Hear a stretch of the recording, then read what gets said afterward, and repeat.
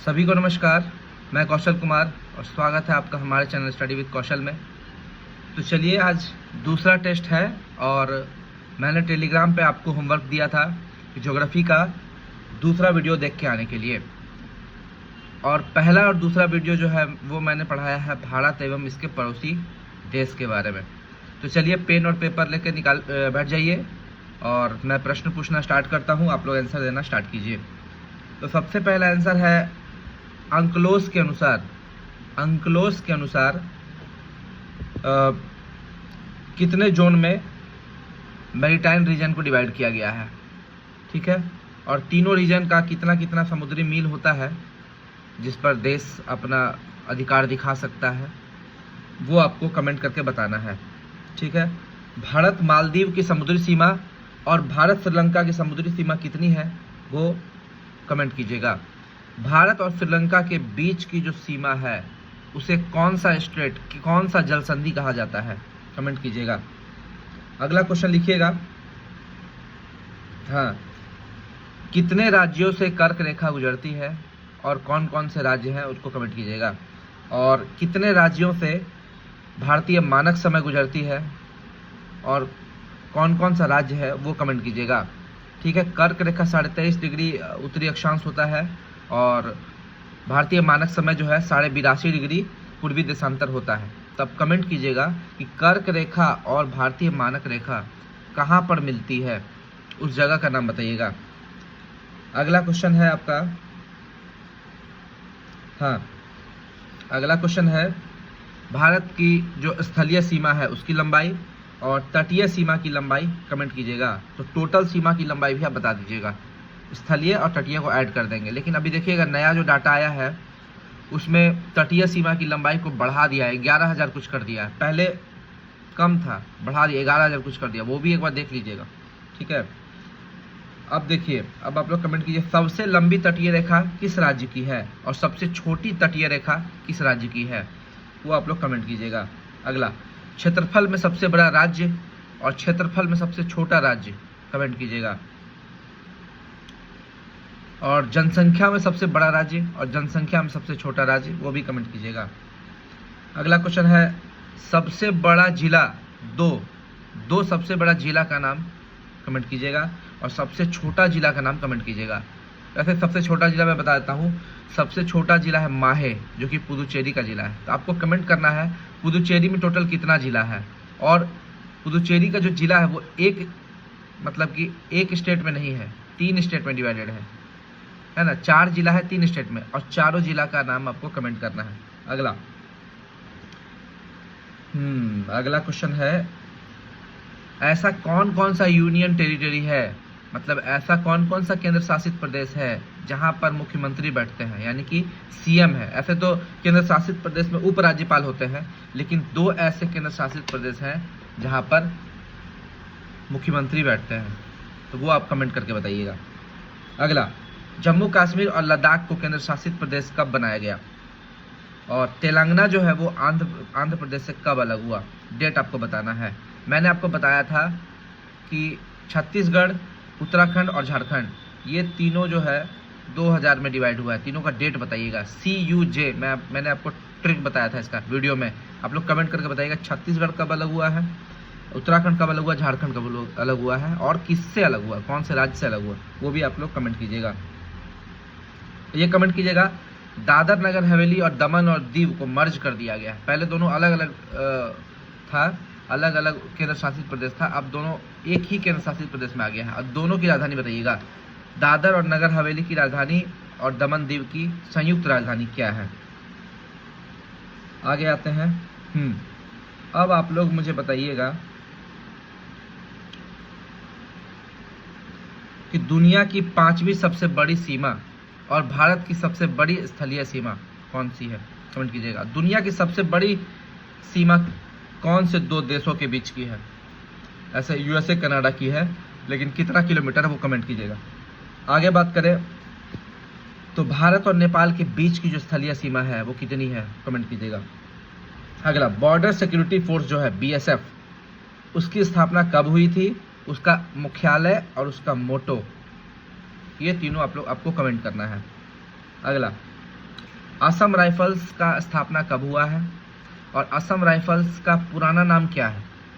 देखिए असम राइफल्स का हेडक्वार्टर कहाँ है, ठीक है, असम राइफल्स का हेडक्वार्टर जो है वो कमेंट कीजिएगा। स्थापना असम राइफल सबसे पुराना है, याद रखिए जितना भी आपका जो अर्धसैनिक बल है उसमें सबसे पुराना असम राइफल्स है। और इसे पूर्वोत्तर का प्रहरी है ना, पहाड़ी लोगों का मित्र कहा जाता है। इसका motto sentinels of the north east है। तो इतना मैंने बता दिया। तो असम जो है उसका पुराना नाम प्राग ज्योतिषपुरा है और या कामरूप भी बोलते हैं। तो असम राइफल्स का एक टेक्निक है, अगर आपको पहचानना है कि कौन सा असम राइफल है, वो लोग तिरछी टोपी पहनते हैं, टोपी को तिरछा पहनते हैं। तो ये टेक्निक है, आप देख के पहचान सकते हो वो असम राइफल्स है। तो आपको कमेंट करना असम राइफल्स का पुराना नाम क्या है, जो बार बार बिहार दरोगा पूछता है ना, बिहार दरोगा में बहुत बार बार पूछा जाता है। अगला आपको कमेंट करना है इंडियन एयरफोर्स का स्थापना कब हुआ था और इंडियन एयरफोर्स का हेडक्वार्टर और मोटो बताइए। ऐसे इंडियन एयरफोर्स, इंडियन नेवी और इंडियन आर्मी तीनों का हेडक्वार्टर मेरे हिसाब से नई दिल्ली ही होना चाहिए, है ना, मेन हेडक्वार्टर। लेकिन इसको अलग अलग जोन में भी डिवाइड किया, वो बाद में पढ़ेंगे जब डिफेंस करंट अफेयर्स पढ़ेंगे तब। इंडियन आर्मी अब बताइएगा, इंडियन आर्मी का स्थापना कब हुआ था और स्थापना हुआ था 1 अप्रैल को, लेकिन स्थापना दिवस 15 जनवरी को मनाया जाता है। तो आप कमेंट कीजिएगा 1 अप्रैल 1895 को इंडियन आर्मी का स्थापना हुआ था, लेकिन स्थापना दिवस 15 जनवरी को क्यों मनाया जाता है, ये आप लोग कमेंट कीजिएगा। ठीक है, इसका मोटो क्या है, इंडियन आर्मी का मोटो क्या है। इंडियन नेवी का बताइएगा। इंडियन नेवी देखिए सबसे पहले 1612 में इंडियन मैरीन इसका नाम था, फिर 1685 में इसका नाम चेंज होकर बॉम्बे मैरीन कहलाया और फिर इसका नाम चेंज हुआ 8 सितंबर 1934 को रॉयल इंडियन नेवी। ठीक है, लेकिन 8 सितंबर 1934 को इसका गठन होता है, लेकिन 8 सितंबर को इसका स्थापना दिवस नहीं मनाया जाता है। इसका स्थापना दिवस मनाया जाता है 4 दिसंबर को। कमेंट कीजिएगा 4 दिसंबर को क्यों मनाया जाता है और इसका मोटो बताइएगा, इंडियन नेवी का मोटो बताइएगा। और नेवी का फुल फॉर्म क्या है, आगे बात करते हैं। बांग्लादेश, बांग्लादेश जो है वो भारत की कौन कौन से स्टेट से सीमा साझा करती है, वो कमेंट कीजिएगा, है ना, और उसमें भी सबसे ज़्यादा कौन से स्टेट से सीमा साझा करती है। ठीक है, बांग्लादेश से एक ऐसा भारत का राज्य है जो तीन तरफ से बांग्लादेश से घिरा हुआ है, तो उसका आप लोग कमेंट कीजिएगा कौन सा राज्य है। अगला है बांग्लादेश कब आज़ाद हुआ, बांग्लादेश कब आज़ाद हुआ वो कमेंट कीजिएगा। उस समय प्रधानमंत्री इंदिरा गांधी थी और उस समय बांग्लादेश में जो थे father of nation Sheikh Mujibur Rahman थे, जिसे बंग बंधु बोलते हैं, और वो आवामी लीग पार्टी से संबंधित थे। तो आपको कमेंट करना है कि जब बंगाल का विभाजन हुआ था वो डेट बताना है, बंगाल विभाजन का डेट कब घोषित रखा गया था। लेकिन बंगाल विभाजन के डेट के लिए के बाद एक दिवस डेट था जब रविन्द्रनाथ टैगोर ने रक्षाबंधन मनाया था। वो कौन सा डेट था जब रक्षाबंधन मनाया गया था, वो डेट फिक्स था, तो देख लीजिएगा, कमेंट कीजिएगा। बांग्लादेश का राष्ट्रीय ऑफिशियल लैंग्वेज, राष्ट्रीय फल, फूल, पक्षी, ये तीनों कमेंट कीजिएगा। राष्ट्रीय खेल कबड्डी है, याद रखिएगा। तो ये सारा चीज़ याद रखिएगा। और देखिए बांग्लादेश चूंकि वेस्ट बंगाल से कनेक्टेड है, तो पशु वहाँ का वही हो जाएगा जो वेस्ट बंगाल का है, रॉयल बंगाल टाइगर। ठीक है, आगे बात करते हैं। इसका जो नेशनल एंथम है वो इंडिया का जो नेशनल एंथम है, जैसे कि इंडिया का नेशनल एंथम लिखने वाले जो थे रविन्द्रनाथ टैगोर, वो वहाँ का भी नेशनल एंथम लिखे हैं, अमार सोनार बांग्ला, ये भी आपको याद रखना है, और बंगाली भाषा में है। बांग्लादेश की संसद, देखिए कोई भी पड़ोसी देश है उसका मुद्रा और संसद तो आपको जरूर याद रखना है। पशु पक्षी और खेल, ये चीज़ आपको जरूर याद रखना है। फूल वूल उतना चांस नहीं है पूछने का। अब बताइएगा बांग्लादेश जो है वहाँ पे 2 ट्रेन चलती है भारत से, कौन कौन सी है। आगे बात करें नेपाल। ठीक है, नेपाल से भारत का जो सबसे बड़ा एरिया कौन सा राज्य है, भारत का कौन सा राज्य है जो नेपाल से सबसे बड़ा सीमा साझा करता है। चलिए मैं बोल ही दिया, बिहार है। कितना किलोमीटर बताइएगा, क्योंकि बिहार का है इसलिए आपको याद रखना है। नेपाल में टोटल 7 प्रांत है, ज़्यादा नहीं 7 प्रांत है, सबका नाम एक बार देख लीजिएगा। ठीक है, अगला देखिए, नेपाल का राष्ट्रीय फूल, संसद, पक्षी, खेल, ये बताइएगा कब कब है, और नेपाल का नेशनल एंथम ये बता दीजिएगा। बस आगे आते हैं पाकिस्तान में। पाकिस्तान का जो कितना सीमा साझा करता है पाकिस्तान से, और कौन सा जिला पाकिस्तान से सबसे बड़ा सीमा साझा करता है। ठीक है, पाकिस्तान में 4 ही प्रांत है और चारों प्रांत का आपको राजधानी बताना है। मैं प्रांत बता दे रहा हूँ। खैबर पख्तून इसका राजधानी बताना है, पंजाब इसका राजधानी बताना है, सिंध इसका राजधानी बताना है, और पाक ऑक्यूपाइड कश्मीर, ठीक है, इसका आपको राजधानी बताना है। पीओके का राजधानी बताना है। ठीक है, और पाकिस्तान का राजधानी बताना है।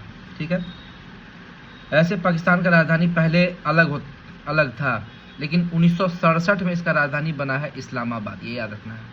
ठीक है, पाकिस्तान, अब देखिए पाकिस्तान का मुद्रा है रुपया, तो रुपया तो आपका भारत का भी मुद्रा है। ठीक है, रुपया नेपाल का भी है, लेकिन एक ऐसा देश है जिसका राजधानी है रुपिया, RUPIYA, और एक ऐसा देश है जिसका मुद्रा का नाम है रूफिया, RUFIYA, रूफिया। तो आपको रुपिया और रूफिया कौन सा देश का मुद्रा है वो आपको कमेंट करके बताना है। अगला देखिए, थार मरुस्थल को पाकिस्तान में क्या बोलते हैं, ये कमेंट कीजिएगा। गेट खोल दीजिएगा। ठीक है, पाकिस्तान का राष्ट्रीय खेल, जितने भी देश है भारत के पड़ोसी, उसका राष्ट्रीय खेल, संसद, पशु, वृक्ष, ये आपको कमेंट करके बताना है। पाकिस्तान का नेशनल एंथम बताना है।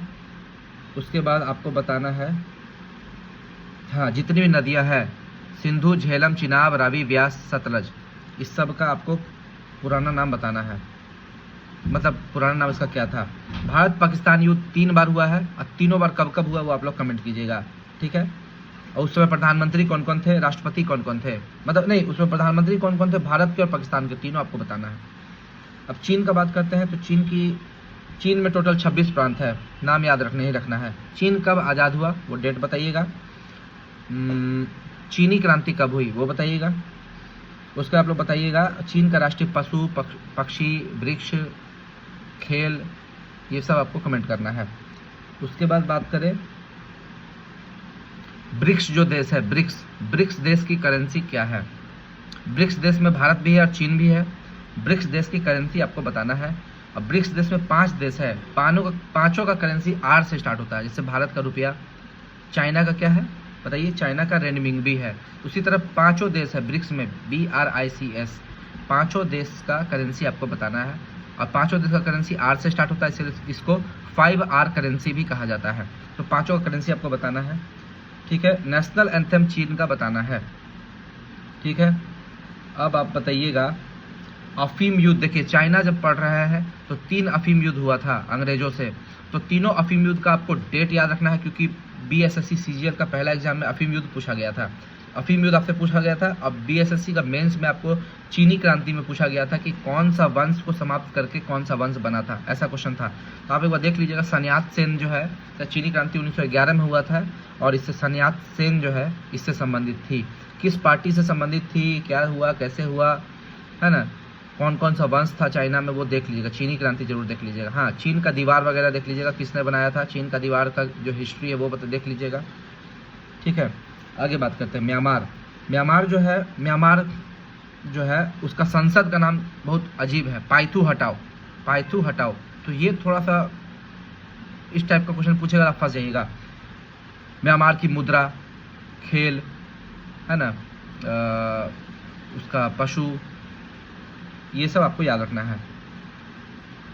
म्यांमार में 2 नदी है, इरावदी और साल्विन, याद रखिएगा। म्यांमार की गंगा किसको बोलते हैं ये कमेंट कीजिएगा। म्यांमार का पुराना नाम बर्मा है, उससे पहले रंगून, यंगून, ये सब उसका नाम था, ठीक ना। तो म्यांमार जो है उसका पुराना नाम बर्मा कब पड़ा, बर्मा था नहीं, बर्मा से म्यांमार कब उसका नाम पड़ा वो ईयर बताइएगा। और आंग्ल बर्मा युद्ध, देखिए आंग्ल बर्मा युद्ध हुआ था, प्रथम आंग्ल बर्मा युद्ध, द्वितीय आंग्ल बर्मा युद्ध, तो ये आपको कमेंट करके बताना है। अंग्रेज और बर्मा का जो युद्ध हुआ था वो आपको कमेंट करना है। और 1935 है ना, 1935 में बर्मा का विलय, मतलब बर्मा अलग हो गया था भारत से, तो वो आपको देखना है कि बर्मा अलग कब हुआ। बर्मा में ही म्यांमार में एक जेल है मांडले जेल, आपको कमेंट करना। मांडले जेल में 3 आदमी गए थे, एक तो बहादुर शाह जफर, बाल गंगाधर तिलक और सुभाष चंद्र बोस। सुभाष चंद्र बोस ने मांडले जेल को तीर्थ स्थल बोला था, और बाल गंगाधर तिलक ने गीता रहस्य नामक पुस्तक मांडले जेल में ही लिखी थी। तो आपको बताना है म्यांमार की सबसे ऊंची चोटी का नाम क्या है। ठीक है। और एक पर्वत श्रेणी है जो भारत और म्यांमार की सीमा बनाती है, अराकानियोमा पर्वत श्रेणी।